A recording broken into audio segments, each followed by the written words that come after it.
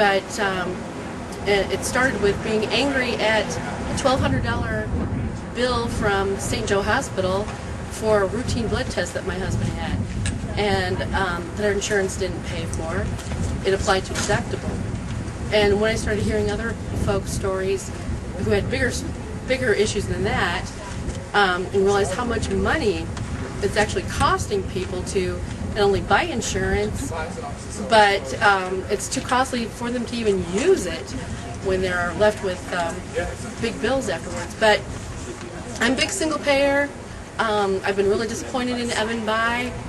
I think he needs to take a stand and support the citizens of Indiana and the United States, and listen to us. I feel like he's been ignoring us all summer. Do you have any feeling, Michelle, about what might possibly move Evan Bayh off the dime? What might move him? Yeah. I don't know. I think that the threat of a good challenger, a good opponent, maybe. Does he have one? I heard there's a woman in Bloomington who has filed to run against him on the Democratic ticket, which, I'm willing to support if... she probably doesn't have $12 million. She doesn't have $12 million, but maybe there's a million people in Indiana that can donate $1, and we can do it on a shoestring budget. Thank you. There's hope. Thank you.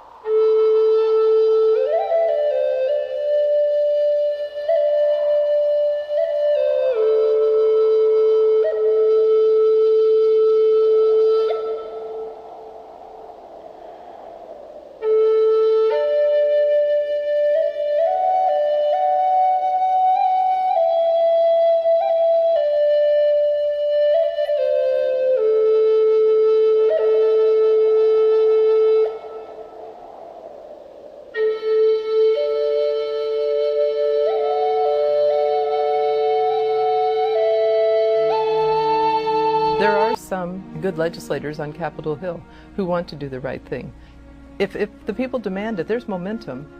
They'll get H.R. 676. Ladies and gentlemen, brothers and sisters, welcome to this very important Universal Healthcare Forum. Thank you all for coming. It's not going to be enough in the next 12 months just to say, I believe in healthcare for everyone.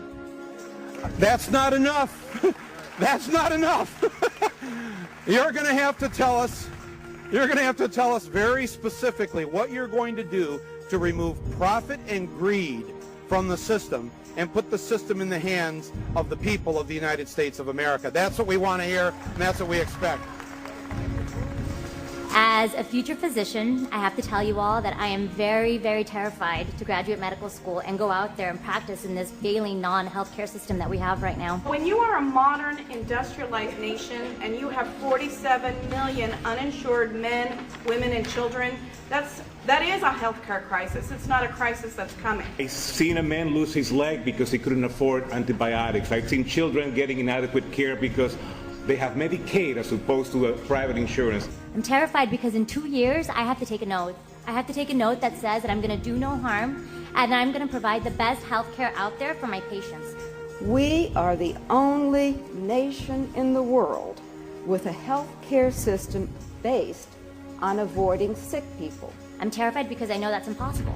How is that possible when the majority of my patients cannot even afford health care? We practice in our financing system the equivalent of medical apartheid in America. That's how we practice medicine in America, and we have got to stop doing this.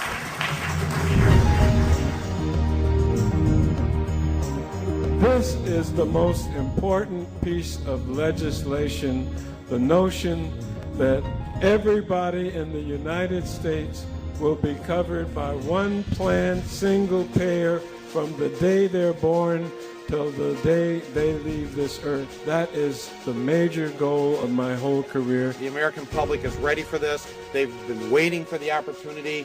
This is an issue that affects all Americans, regardless of their political stripe. When you get sick, sickness doesn't know Democrat or Republican. As I travel around this country, where we will be challenging all of the presidential candidates, it's going to be on out of Iraq and universal health care. We don't want any nuancing. We don't want people talking around it.